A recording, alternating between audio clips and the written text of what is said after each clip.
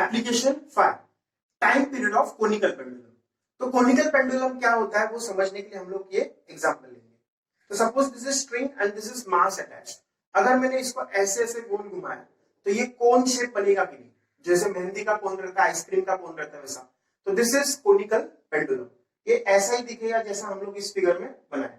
तो सपोज हम लोग ने इसको यहाँ पकड़ लिया तो ये ऐसा ही हो गया कि नहीं, दिस इज कोनिकल पेंडुलम।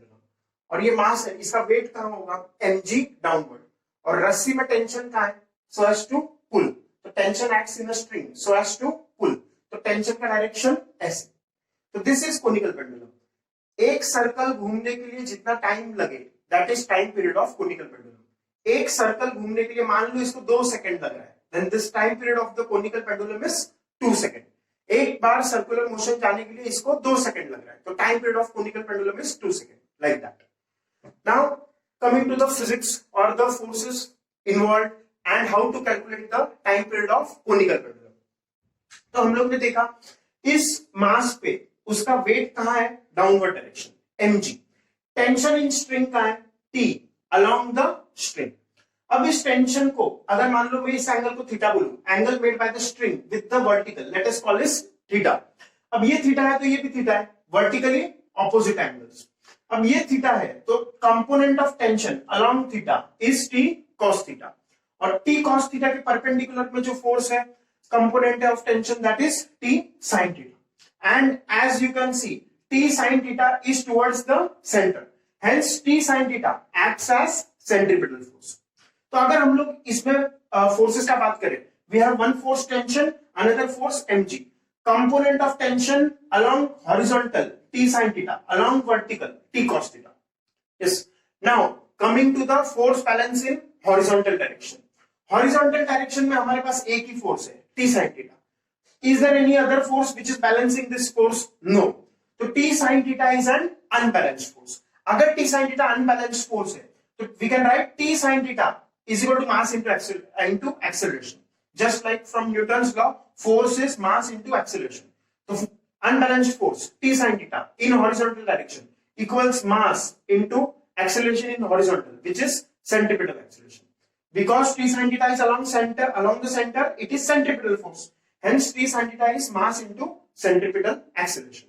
अब centripetal acceleration का हमारे पास इक्वेशन है, centripetal acceleration का equation omega square r, centripetal acceleration का equation omega square r। Therefore T sin theta equals m omega square r। इसको मैंने बोल दिया equation 1। This is in all in horizontal direction. अगर वर्टिकल डायरेक्शन का बात करें तो वर्टिकल डायरेक्शन में ऊपर के डायरेक्शन में फोर्स है टी कॉस थीटा, नीचे के डायरेक्शन में फोर्स है mg। ऊपर का फोर्स और नीचे का फोर्स बैलेंस करेगा, तो T cos theta equals mg। Therefore we can write T cos theta equals mg। अब ये बन गया हम लोग का equation number 2। T sine theta is mv omega square r, equation number 1। T cos theta is mg, equation number 2। If I divide equation 1 by equation 2, we get T sin theta upon T cos theta। T cancels out, sin theta upon cos theta is equal to tan theta। और यहाँ पे m cancels out, तो क्या होगा, omega square r upon g, omega square r upon g। Hence we get this equation tan theta is equal to omega square upon r upon g, sin theta upon cos theta tan theta, omega square r upon g, omega square r upon g, mm cancels, tt cancels. तो ये हम लोग का equation आ गया। अब अगर हम लोग थोड़ा सा ज्योमेट्री लगा दें यहाँ पे by using some simple trigonometry, so if I redraw this triangle over here, तो दिस इज द स्ट्रिंग। उसका लेंथ हम लोग ने कितना माना, l। जो हम लोग का स्ट्रिंग था, यस, जो हम लोग ने स्ट्रिंग लिया था उसका लेंथ कितना माना मैंने, l। So this is the length of the string and theta is the angle made by the string with the vertical, this is theta. और ये सर्कल ऐसे घूम रहा था, तो this is the radius. If we consider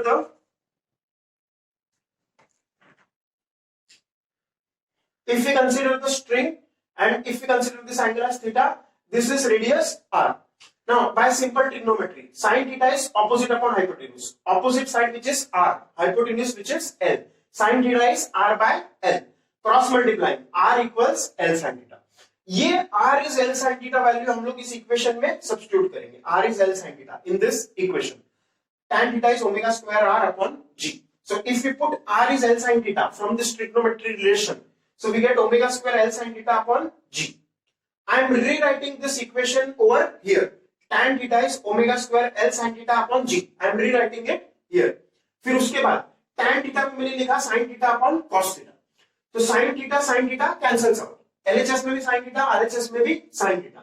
So we get omega square is equal to G upon L cos theta. तो omega का value क्या आएगा? Root of G upon L cos theta. So this is the value of angular frequency. जब वो ऐसे conical pendulum ऐसे angular frequency कितना है, अगर ये क्वेश्चन है what is the angular frequency of revolution of conical pendulum, this is the equation for angular frequency of conical pendulum. Now coming to the time period which we were trying to find out. Time period का formula हमारे पास है circular motion में. Time period is 2 pi upon omega. t is 2 pi upon omega. ये कैसे आया? Omega is theta upon t. Omega is theta upon t. Theta मैंने एक रिवोल्यूशन में कितना माना? 2 पाई. और टाइम कितना लग रहा है एक टाइम पीरियड में? Capital T. तो omega is 2 pi upon t. Therefore t is 2 pi upon omega. So this is our equation of time period. t is 2 pi by omega. अब मैंने ओमेगा का वैल्यू यहां पे सब्स्टिट्यूट किया. We get t is 2 pi upon root of g upon L cos theta. On rearranging, we get time period of conical pendulum as 2 pi root of L cos theta by G, where L is the length of the string and T is the time period of conical pendulum. How much time does a conical pendulum take to revolve? In one time. Let us now look at application number 6. Whirling stone in vertical circular motion. All the 5 applications which we have seen before are horizontal circular motion. The application 6 is vertical circular motion. So this is an example of whirling stone in vertical circular motion. Let us say this is a stone and I am whirling this stone in vertical circular motion. So this is the application which we are now looking at, whirling stone in vertical circular motion. Now, what do we need to do in this case? We have to find the minimum velocity at highest point to just complete vertical circular motion. What does it mean? What velocity should I give to this stone so that it completes the entire circular motion? If I give it a less velocity, it will not complete the circular motion. Let us say I take the stone at highest point and I give it a small velocity. It will not complete the circular motion. But if I give high enough velocity, then there is a possibility that it will complete the entire circular motion. इस stone को हमें एक इतना high velocity देना पड़ेगा कि ये पूरा सर्कुलर मोशन कंप्लीट करे. तो वी हैव टू फाइंड उस वेलोसिटी का वैल्यू क्या है, वो मिनिमम वेलोसिटी क्या दे इस स्टोन को कि ये सर्कुलर मोशन कंप्लीट करे. That is the question. तो this is what we are looking at. Case 1, minimum velocity at highest point to just complete vertical circular motion. तो यही मैंने स्टोन यहां बनाया. स्टोन का मास है m और इस पे क्या क्या फोर्सेस है वो हम लोग देखेंगे और इस स्टोन को क्या वेलोसिटी देना है ताकि ये सर्कुलर मोशन कंप्लीट करे. Let us do this experimentally. अगर मैंने एक हाई वेलोसिटी दिया तो इफ यू सी केयरफुली एक इसने सर्कुलर मोशन पूरा कंप्लीट किया. सी दिस ऑलमोस्ट कर दिया था बट आधा ही किया, तो ये वेलोसिटी कम पड़ गया. Now if I give a high velocity, still not complete circular motion. Now it completed circular motion. So what is that minimum velocity which we need to give to stone in this direction so that it completes the entire circular motion? That is what we are trying to find here. Minimum velocity, root of Rg. R is radius of the circular path, the radius which is the length of the string, radius of the circular path, and G is acceleration due to gravity. How do we calculate this minimum velocity? For that, we'll look at the free body diagram of the stone at highest point. So what are the forces acting on the stone at highest point? One force is tension. Tension in the string. The tension in the string acts so as to pull the stone. The tension in the string acts so as to pull the stone in downward direction. Pull the stone at highest point. It will be in downward direction. Tension is in downward direction. Other than that, the weight of the stone is in vertically downward direction.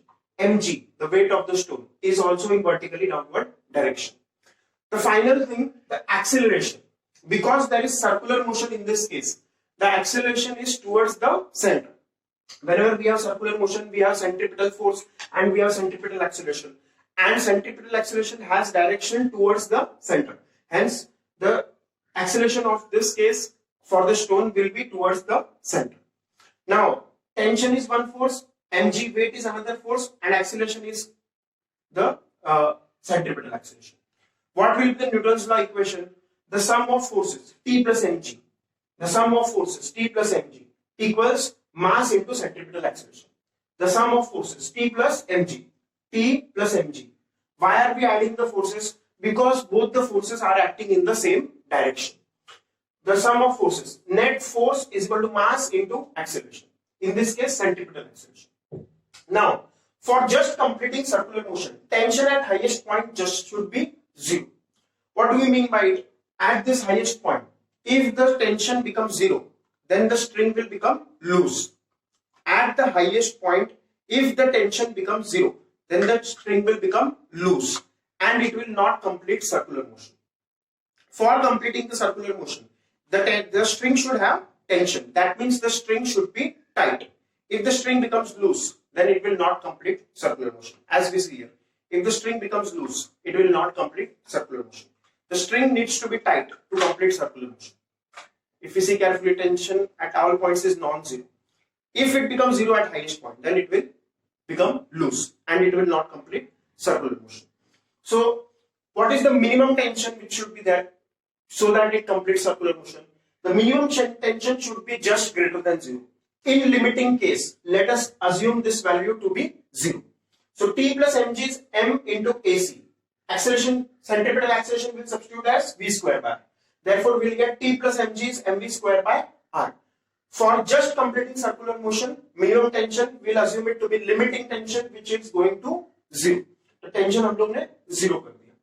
तो tension 0 करने के बाद mg is mv square by r. mm cancels out. So v square becomes rg on cross multiplication. Therefore, taking square root, velocity is in root of rg. This is the minimum velocity at highest point, so as we need to complete the circular motion. So v minimum at highest point is root of rg. If we give this much velocity at highest point, this much, then it will just complete the circular motion. Anything higher than that will complete circular motion. But this is the minimum. If we give lesser than this velocity, then it will not complete circular motion. So this is the minimum value of velocity which we should give to the stone at highest point so that it completes circular motion. This is for highest point. Now in the next section, we'll look at the minimum velocity at lowest point and midpoint so that it completes circular motion. In case 1, we found the minimum velocity at highest point, which was root of rg, to just complete circular motion. At highest point, we have found the velocity root of rg. Now we want to find the velocity at lowest point to complete the circular motion. If I give less velocity at lowest point, will it complete circular motion? No. If I give very high velocity, then it will complete circular motion. So we want to find the minimum velocities required to complete the circular motion. Minimum velocity to complete the circular motion. That is what we need to find in this case 2. Case 2, minimum velocity at lowest point to just complete vertical circular motion. Lowest point means this point.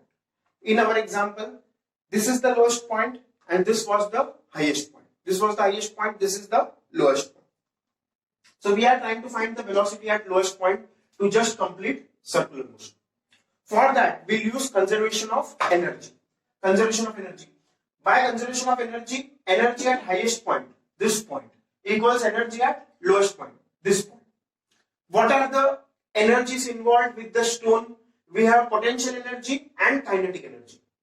The sum of potential energy and kinetic energy at highest point equals sum of potential energy and kinetic energy at lowest point.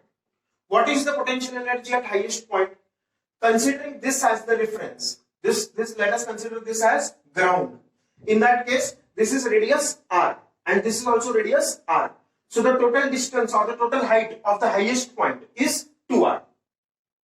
Due to that, the potential energy at highest point will be mgh, where h equals 2r. Height from ground to highest point, the height is 2r. So mg into 2r, this is the potential energy at highest point, plus kinetic energy at highest point, half mvh square. Vh being the velocity at highest point, which we are already found in case 1, root rg.